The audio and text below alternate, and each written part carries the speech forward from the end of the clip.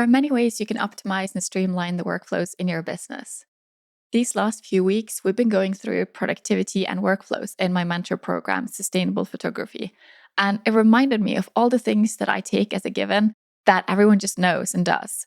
But of course, that's not the case at all. So in this episode, I'm going to share about my favorite software that'll help you to run your business more smoothly and help you save time. You're listening to Sustainable Photography, a podcast all about business tips, inspiration, and confidence building. I'm Ingvild Kolnes, the host of this podcast, and after over a decade as a photographer, I now help talented photographers run sustainable businesses. And for full transparency, you should know that I'm a mentor with paid offers, and I will probably mention some of those in this episode.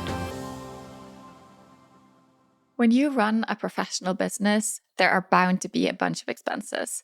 And I have to admit that I've always wanted to spend as little as possible, and that can easily be an obstacle if you have the same mindset. Well, if you have a tendency to spend too much, that can also be a problem, but that's not what we're tackling today. Spending money on software can free up your time and make your life easier, and it can actually be what helps your business to make money. So I want to start with something that's made a huge difference on so many levels for me, a CRM. Now, if you haven't heard of CRM before, it stands for Customer Relationship Management. And it's a powerful tool that can help your business in all the things that are related to your clients, from keeping track of your inquiries coming in to sending out invoices, book appointments, sign contracts, and send emails. My favorite CRM is Dubsado, and I've used it for a few years now. It's freed up an insane amount of time for me. Or, well, to be honest, it's the reason I didn't quit photography altogether back when I started to use it. I was struggling so much to stay on top of my leads and the whole client experience. Is Dubsado perfect? No. But if you want to wait to get a CRM until you find the perfect one, you will have to live with that one. But let me tell you how I use it. So I have a contact form in Dubsado that I have embedded on my website. So when someone fills in that contact form, the new contact shows up in Dubsado. From there, I can send out emails. And I have lots of email templates stored, so I can just pick the one I want to send, modify it, maybe add a scheduler or a form or even a contract, and just send it out. It's so easy. So when any dates get booked, they automatically get added to my calendar. It's such a lifesaver, or I guess a business saver anyway. It does take time to set up, or it's a bit of an investment if you get help to do it, but I definitely recommend it if you have many leads, many clients, an extensive client process, or if you just want to automate and simplify things. Also, go check out episode 36 with Cheryl Isaac for more about client workflow. She's actually a Dubsado expert, so don't miss that episode if you're curious to know more. However, if you don't want to have a CRM, but you want to be able to sign contracts in a simple way, I recommend that you use a software that lets you send and sign contracts digitally. I use Adobe Sign, which is part of the Adobe suite, but you can pay for just this feature if you don't want all of the rest of it.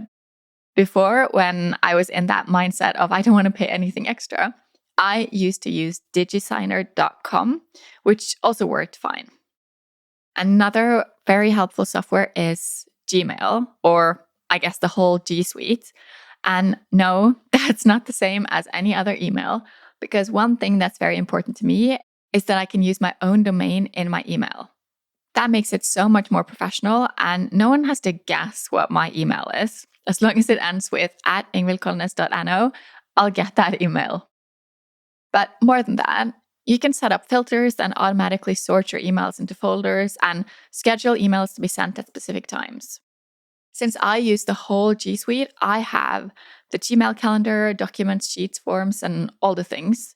It's so easy to have everything stored in one place, accessible from anywhere using my phone or computer or, well, any computer really. And it's also very affordable. But let's talk image workflow for a bit. I import and call my images using Photo Mechanic. That lets me rename my images right away. I can add the photos to multiple hard drives, automatically name folders, and most importantly, I can cull the images extremely quickly. I can cull a wedding in like an hour, but I usually do go through it twice before I import the photos into Lightroom. And Lightroom is, of course, one of my favorite softwares. I do pretty much all of my editing in there. Most of it, I just use a single preset that, of course, I modify it, but I keep all of my images in a single catalog and I do everything from here. I can easily open and edit photos in Photoshop. And when I outsource the editing, I can export the folder as a separate catalog and then import it back in again when it's done. I also upload my images directly into my website using a plugin. And I also have a plugin that creates new projects in QuickTime and uploads my images in there. Those little things that take up a lot of extra time and a bit of frustration as well sometimes. So using plugins and just one piece of software to kind of centralize everything makes a huge difference. But this kind of leads me onto my next favorite, which is QuickTime. Because QuickTime is such a beautiful and customizable client gallery. The photos are laid out in a lovely way, and you can decide if your clients can download high or low resolution images, or if they should just choose the ones they want and buy them then and there. You can also create slideshows in a really simple way, and you can also set up a shop inside QuickTime. But what's available really depends on what country you're in if you want to avoid the extra import fees. So to be honest, I actually don't use the shop, but I know it's there and I think it looks really, really nice. Before I export the images from Lightroom, I run them through JPEG Mini. That's actually an extension inside of Lightroom for me. You can also have a standalone version that you can just have on your computer, but it compresses your images. And that might seem like a tiny little detail, but if your images are just a fraction of the original size without losing detail, you can save a lot of money on storage. And it can also be a part of making your website faster because your images will be lighter. If you're a photographer who shoots outside, if you do weddings, elopements, or any of those kind of things, you probably have to do some location scouting. And a tool that I've used a lot, especially when planning elopements in places far away and planning out timelines and looking for the best sunset location, I use Google Earth. Google Earth is free and it's actually a lot of fun. You just plot in the location that you want to go to and the date and times, and you can see how it looks there. And you also get the direction of the sun and you can kind of wander around.